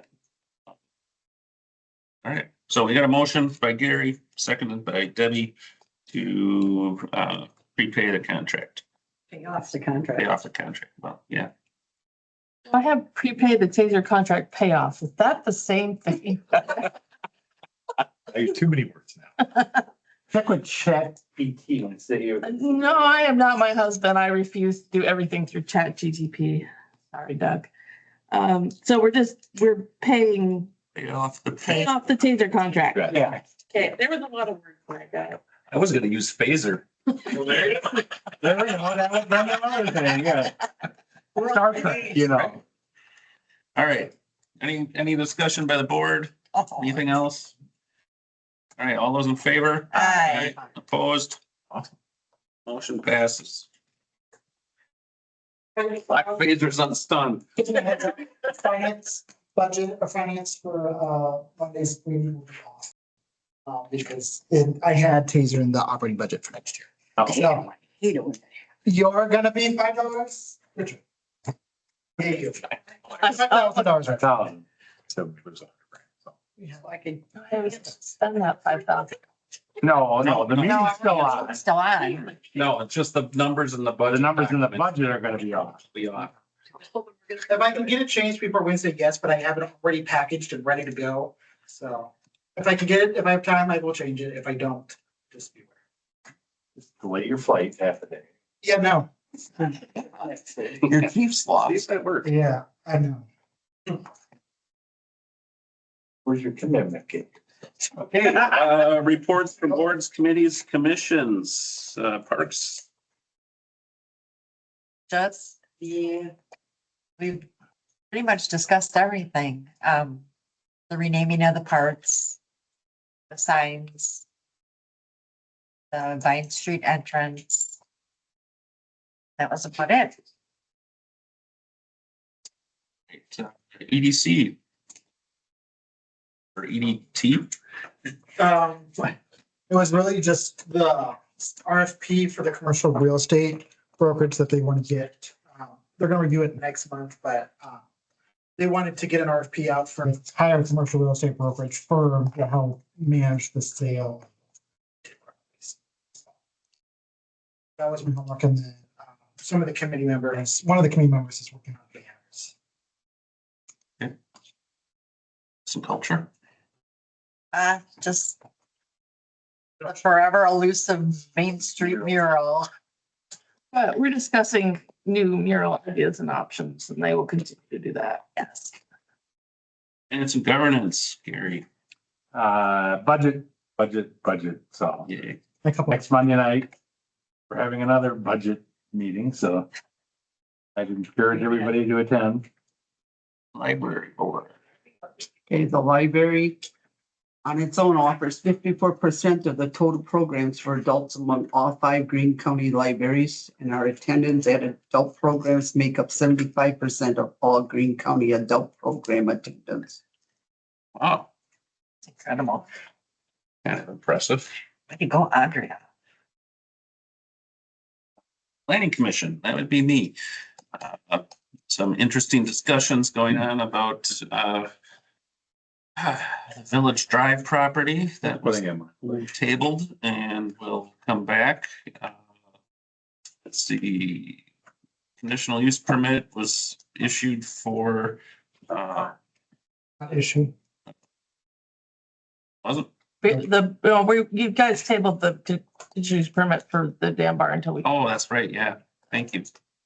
It's approved everything else, so. Yeah, because there's a lot of questions about other things unrelated to the owner there of the business. And other than that, we took care of the other stuff today. So the police, We took care of the taser contract. We're going to be doing interviews of officers. So that's. all right, Capital Area Regional Planning Commission. So this isn't our committee. We are just a member, we are just presented to them, but the Capital Regional Planning Commission does the kind of the sewer and water issues for county. And we're part of them. State, Dean County, and Greene County Municipality. They reviewed it last Wednesday, or last Thursday here. It's fun. 2 comments came, 2 residents talking about water runoff and stuff like that. Yes, and then, so I have a follow-up with Kevin tomorrow with Carpsy to go through, talk through any recommendations that they Fire and EMS. Oh, it's just a typical fire EMS district board meeting. That's all I'll say. We reviewed the budget. There'll be some changes to the EMS budget because there were some numbers that were in question and they're gonna ask for some more detail. Fire was okay. We picked, even though the motion was made and it wasn't on the agenda, so we'll be taken care of at the next meeting, but we're gonna be meeting on the 3rd Thursday of the month, starting January 1st. And I just want to remind everybody that the 29th of September is the fire district board meeting, which is, we all need to be at. I believe it's going to be 7 o'clock at the library. And the EMS district board meeting for the annual meeting is going to be the 14th of October at the library. So we need to be at those, because that's when we need the district board will recommend to the municipal boards, will caucus, all that same stuff that hasn't changed for this year's budget process. So At 7. 7 o'clock both nights. Will we have to do that twice then? Yep, September 29th and October 14th. Don't we have finance committee the 29th? Or are we grabbing that? No, finance is next week, the 22nd. And thus, the public works meeting is now going to be the 30th of September rather than the 22nd, which is when that went on. So. Other news and announcements. Hearing. I'll make a motion that we adjourn. What? Don't be jumping ahead, guys. I thought that's what you were waiting for. When you look. I was looking for news and announcements, upcoming community events and future agenda items. October 1st is public safety night. I was approached a couple of trustees today about potentially having a impromptu village board meeting. To discuss police. What routes we potentially have within the budget constraints? Deviate. Was this the police committee that approached you? It was just, I talked to Tony and Gary earlier today during my one-on-one with Gary, and it was kind of like, board just needs a chat. And if you want to wait till the 6th, you totally can, or if you feel like it's more of an emergency, you could do it on the 29th. You had to before fire and EMS since you are. So up to you guys on what you want to do. How long would this take? I mean, would it be an hour, Process. hour and a half? Hiring process. At a meeting at 7. Sure. we can Speak to that. Well, I think pay is what I think. More than, yeah. There's a lot there's- to it. There's a lot to it. And the reason I suggested the 29th, or Gabe suggested the 29th and Gary, is because we're going to be doing interviews October 4th. And knowing going into that, what we're going to be looking October at. 4th already, because it doesn't, Yeah, because October 4 and November 15th. because it doesn't close until October 6th. Yeah. right, but we've got candidates that are already tested that we want to get interviewed. We have time before the, Yeah, I mean, if we do it 6, yeah. I mean, if we get to 7 o'clock, we just have to, or you and I'll have to leave because it'll take a little while to get through the discussion at the district board meeting before it goes to the board. So nothing else, you and I can leave the board meeting and we meet in the small room over there and then Yeah, the district board will meet in the big room. So, yeah, that works. Yeah. Yeah, let's, the 29th. yeah, that's what we're, Yeah. Talking September 29th? Yes. Can't we meet in the training room at the library? yeah. I can ask Andrea. Don't need me if I can't make it, but We do need you, Mike. And then just so you know, fire and EMS have both stuck under their CPI +2. And so we are going to be able, I'm going to have to write ordinances to get the, to be able to adjust the levy limit. But that's good news. success. Excuse me. All right. Do you want me to get a quick agenda item, one closed session just on personnel wages? Yes. I think really what I want to be able to talk to you guys about with chief is just within the budget levy, within the budget limit, where we have set already, what mechanisms can we do to be able to give chief the ability time? And I can't make those adjustments without getting your guys' input. You might want to check with Teresa. That's where we're supposed to have the meetings. I don't know if she made you call to Andrea yet or not, or make sure it's reserved, but if it's not, if we're meeting elsewhere, then we can have our meeting here. 10 junk miles this weekend, isn't it? Is it next? Uh, Last August this week. Is that a 10 step? Yeah, it's still. Yeah. And the farmer's market's only got 3 more weeks, so get your farmer's market goodies while they're getting good. We will do better on making sure that we're involving the potential product. We're better at making sure that communication is.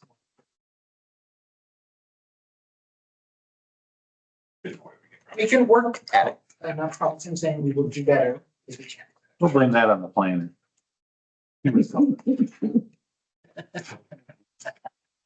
You said that you'd take it. I didn't even hear it. So All right. listen to the tape. Hey, Deb, I think you had something. I'll make a motion to adjourn. Second. Second by Debbie. All in favor? Hi. Opposed? We are adjourned at 8:04.